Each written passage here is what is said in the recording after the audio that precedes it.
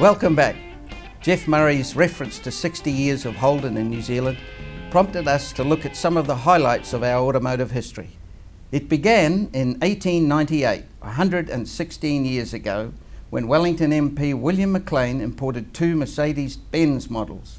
Parliament passed a special law to allow the cars to be driven on what passed for roads back then. The first Model T Fords arrived in 1910, and by 1912 more than 1,000 were in the country. They were landed by ship in packing cases from Ford's factory in Canada. The first organised car race took place on Muriwai Beach in 1921. It was a 40-kilometre straight run, won in 17 minutes by a Cadillac V8. Average speed was 142 kilometres per hour. The first Holdens from Australia landed in 1954. By year's end, 321 were on our roads. It was the FJ model range, built from 1953 until 1956. In 1974, the Arab oil crisis forced petrol stations to close on weekends. Oil prices soared from $3 a barrel to close to $20 virtually overnight. The price of everything in New Zealand went up. You can read other highlights of our motoring history on my website automotivenews.co.nz.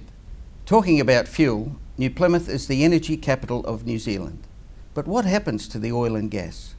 Rob Maetzig has been writing about the energy industry for many years. We caught up with him at the launch of the Kia Proceed GT, the first hot hatchback from the South Korean car maker. Rob Maetzig, Kia's come a long way in a pretty short time, mate. Well, they have. You know, I can remember when they were really not much of a car company at all. You know, it doesn't seem that long ago, but now it seems that every car they produce is better than the one that we've seen before, and perhaps the outstanding example is this latest one that's coming in from Europe. It's a little beauty, isn't it? It is indeed.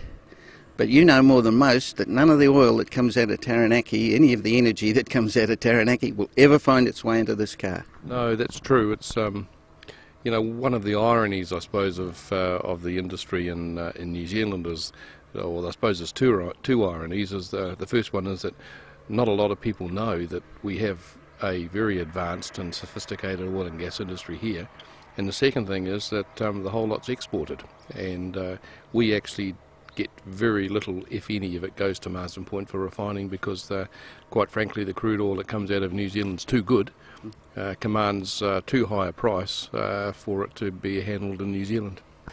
We produce enough oil in New Zealand to go a long way to be self-sufficient if we really wanted to be, but it's all exported because it's just too valuable. Let's paint a picture of Taranaki, Rob. You know, how many oil rigs are out there and so forth? Well, it's an interesting place. I mean, first of all, you know, maybe a lot of people don't realise that the second oil discovery in the world was in Taranaki. The first one was in Pennsylvania, I think, and then the second one was just about 6 months later, right down where the port of Taranaki is now, and it was the first oil discovery in the old British Empire.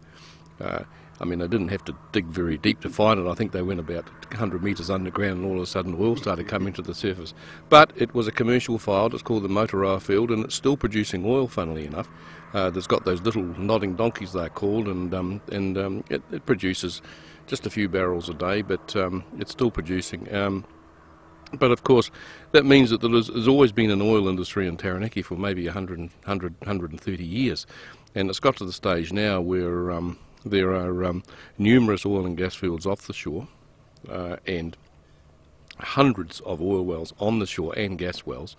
And I suppose, you know, you could say that the whole place is dotted with, I think there's something like 400 or 500 wells have been drilled so far on the shore in Taranaki, and quite a few of them are producing. So how many rigs are operating out from Taranaki? Well, at the moment there are 3 rigs drilling for oil, like exploration rigs, and there are 1, 2, 3, 4, 5, 6, I think there are 7 producing fields, and they all combine at the moment to produce something like 40,000 barrels of oil a day. And I mean, at $100 US a barrel, you know, that's sort of, you know, that's a lot of money a day of oil that's being exported out of Taranaki. And on top of that, of course, there's the gas fields, you know, and We export gas in form of LPG, and not only that, the rest of the gas is used for industrial uses such as the big methanol plants that operate down there. The last I heard was that the oil industry, and when you talk about the oil industry, it's oil and gas. It earns about between $300 and $400 million a year in royalties for the government. It's the fourth biggest export earner in New Zealand, so it's a very worthwhile industry. Then Taranaki, or certainly around New Plymouth, the per capita income would be as big as anywhere else in New Zealand. Well, it's higher than anywhere else in New Zealand. I mean, these people who work on the rigs, you know, it's quite exciting in some respects, because you've got a fleet of helicopters at New Plymouth Airport, and they're ferrying people out left, right and centre, these great big choppers, and they work, sort of weeks on, weeks off and all that sort of stuff.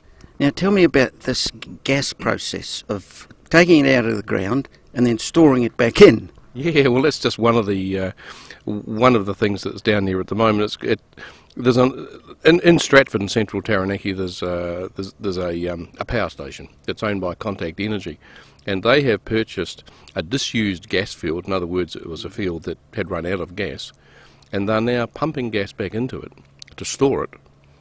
They buy it at cheap rates in the middle of, say, summer when there's no need for all the gas that's being produced. They buy it at the cheap rates, literally store it underground. They pump it back in, just like a big balloon. I mean, it's not a big hole under the ground, of course, but I mean, the gas is being pumped at high pressure back under the ground, so it sits there, and then when it's needed to generate power for when the power demand is high, Contact Energy just pull it back out again. Yeah.